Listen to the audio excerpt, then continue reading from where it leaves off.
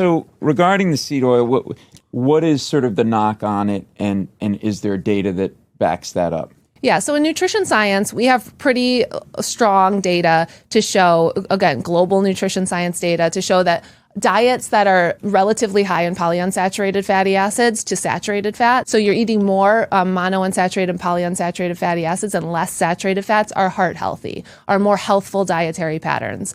We see this in longitudinal epidemiological studies. So longitudinal is across populations? Yeah, so when you're looking at populations, like large populations over time, and you're looking at their dietary eating patterns, and then you're looking at health outcomes, that's what we tend to see. We see this in studies that replace saturated fats with polyunsaturated fats or monounsaturated fats. We see that improvement in health outcomes. Everything you said sounds positive.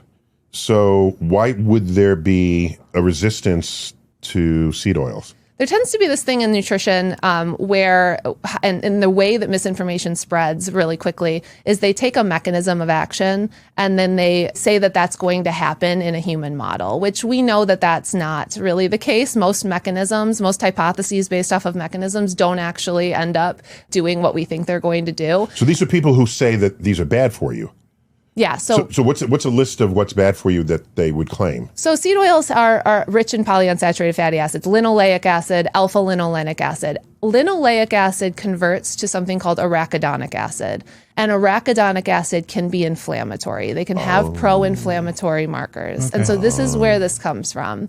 But the problem is that when you look at the conversion of linoleic acid to arachidonic acid, it doesn't convert effectively at all in the human body. It's less than 1%, usually closer to 0.1% conversion. And so if you're just looking at that conversion and saying, well, this can convert to this and this can cause inflammation, that's where that comes from. And it sounds sciencey and it sounds like they know what they're talking about, except for when you actually look at it in a human, it doesn't pan out. And we actually see the exact opposite, which happens all the time in science.